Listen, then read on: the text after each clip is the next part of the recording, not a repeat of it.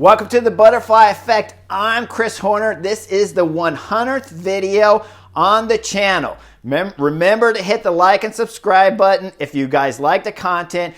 There's more to come. There's a lot of racing coming.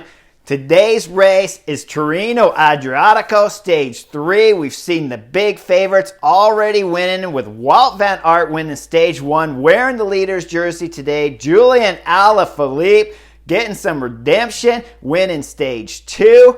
The DeCoonick Quick-Step rider is on form, and today will not disappoint. It is a fabulous stage. It starts off, the breakaway gets up the road, 5-6 guys. Guys, they got 9 minutes. When I saw 9 minutes when I turned the show on, I thought, that's it. This is a day for the break. I was kind of surprised on the finish, with a slight uphill finish like today, that they would let a break go on a stage like this when, Julian Alaphilippe's going to give up the stage win. Greg Van Avermaet, he hasn't been riding top form, but you could tell he's getting better. He's going to give up the stage win. You have Wout van Aert, who's wearing a race leader's jersey. That makes sense to give up the stage win, but he kind of needs some time bonuses, right? You need a little bit more time before tomorrow's stage. Okay, Mathieu van der Poel has not won yet, and he's going to want to win here in Tirreno Adriatico. So when I see a 9-minute gap, I'm thinking, wow, this is a little unpredicted. But then it's windy. There's crosswinds coming. Within 45 kilometers, from 115K to about 70, 80K, the break loses 5 minutes. That is a huge deficit. It's just slashed. And that's because there's multiple teams back there trying to blow the field up. And Mathieu van der Poel is back there, and his team is one of them. They're drilling it, and they're trying to blow this race to pieces. Now, it doesn't happen. Everything regroups up again finally. We see Caleb Ewan, he calls it a day. He's sick or something's going on with him, and he drops out. But the time just keeps coming down on the breakaway guys. It's pretty clear to see when they lost that first 5 minutes, and now it's down to 4 minutes, that break's going to get caught. When we get under just around 3K, but not quite, they haven't passed the 3K line, there's a big crash, and you'll see Ineos rider Egan Bernal, Tour de France champion from 2 years back, and he's stuck behind the crash. He's going to have to do damage control and just try to survive the stage and get back onto the back of the group. Up front is where all the action is, folks, and it all starts with 1K to go. Okay, Jumbo-Visma had the lead there with Wout van Aert controlling the field all the way to 1K to go. Then DeCoonick Quick-Step with Stybar attacks from the left. Julian Alaphilippe slots over. It's none other than Greg Van Avermaet making an appearance. We haven't really seen him. Tirreno Adriatico, he actually made the first split with the Mathieu van der Poel group there, but he came off shortly after, so he's been lacking form. Looks like he's getting a little bit more back in the legs. He's there trying to win this stage, and he's on the world champion wheel of Julian Alaphilippe. Behind him, Davide Ballerini. He's already been winning this year. He's on great form. When I'm watching this and he's sitting fourth wheel, I'm thinking the two DeCoonick Quick-Step riders with the world champion in front and second wheel and Stybar in front, they're going to lead out Davide Ballerini, and he's going to probably looking pretty sharp to take this. He's the fastest of all that group up there, but remember, he's the fastest pure sprinter. We're going slightly uphill. Wout van Aert is more of the favorite on this stage, but Davide Ballerini's in a great position, and DeCoonick Quick-Step brought this tactic up in the bus today, that they were going to do the sprint for him. Okay, Julian Alaphilippe always gets a free card to play. He's world champion. He's always showboating, and so you never know, right? Behind Davide Ballerini, I want to say, Wout van Aert's in perfect position. Behind Wout van Aert, Mathieu van der Poel is there, and he hasn't won a stage yet at Tirreno Adriatico, so he's ready to go ahead and start winning again. We go 800 meters. I see back there, Ballerini starts messing with his sunglasses. Folks, I don't know what's going on. We just went under 1K to go. We're at 800 meters to go. He's got a world champion guy getting ready to lead him out, and he's got Stybar on the front, and he's messing around with his glasses. You see him messing around with it. He puts his glasses on, he puts his glasses off. I don't know what's happening. At that moment, if you got a problem with your sunglasses, you just take them off, toss them, you're done. You do the sprint without sunglasses. I'm sure you can make it to the finish without a rock poking you in the eye, and it's not that sunny anyways. So he's back there messing around. At that point in time, we hit a small little bend to the right. It's 500 meters to go. Julian Alaphilippe is going to start playing some strange tactics here. This tactic I'm 50-50 on. A little more in favor of just doing the lead out, but okay, we'll call it 49-51 in favor of leading out Davide Ballerini because he's on fantastic form right now. He's got multiple wins, and he's in a great position. But Julian Alaphilippe's going to change the plans, I think, and he opens up the gap. Now, here's the problem. And this is why it was good at the moment when he opens the gap up.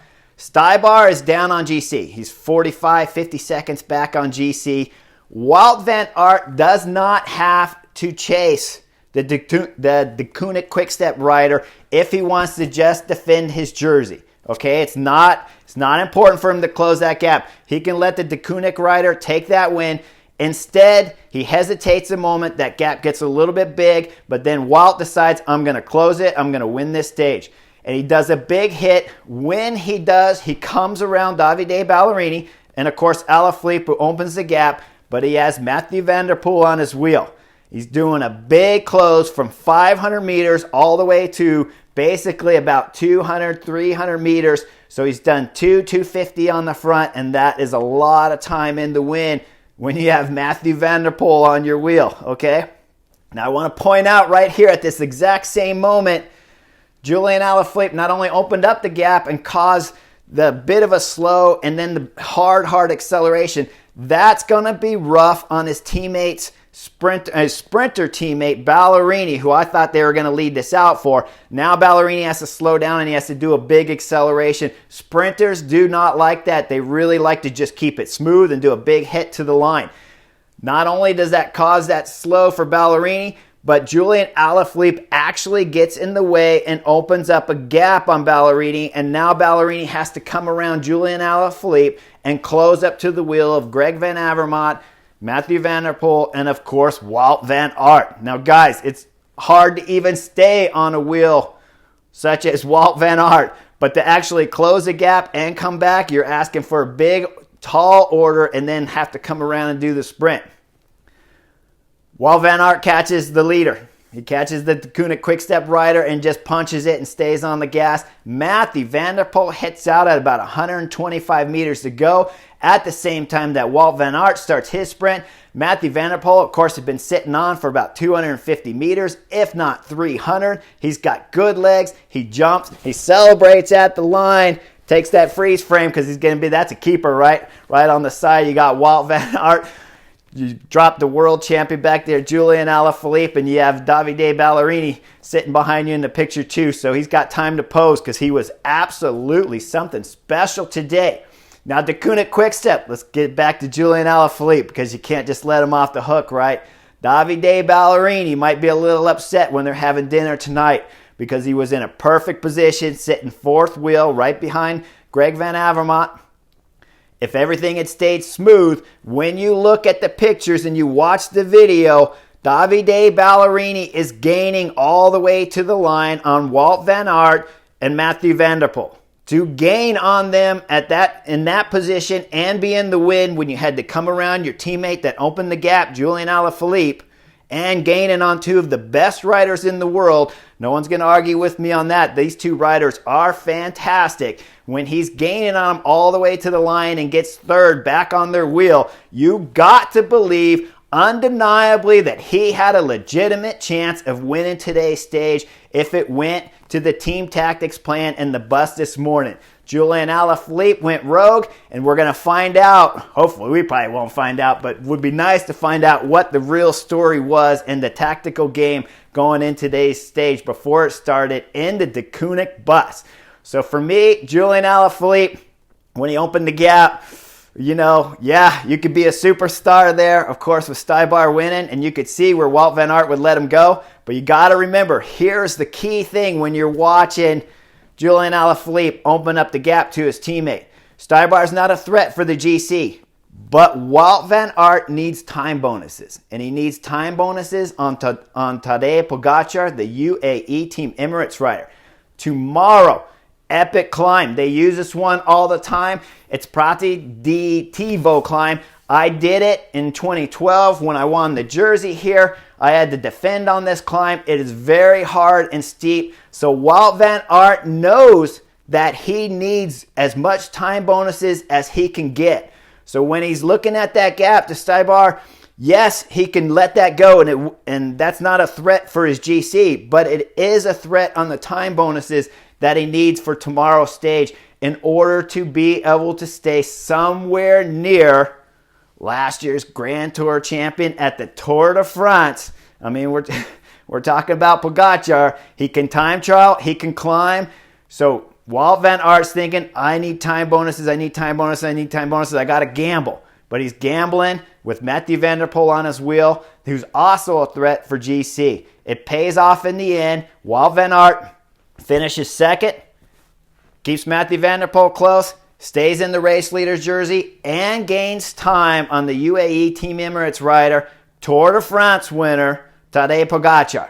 It was a great stage for Wout van Aert. Congratulations, you did it great. Julian Alaphilippe, I'm going to go 49.51 and say it would have been better to go ahead and lead out Davide Ballerini. But hey, that's pretty close, right? Somebody on that team's going to be upset, though, and I'm sure his name's Davide Ballerini because he won at today's stage win. Hope you guys liked the 100th edition. Make sure you like and subscribe, and I'll see you real soon.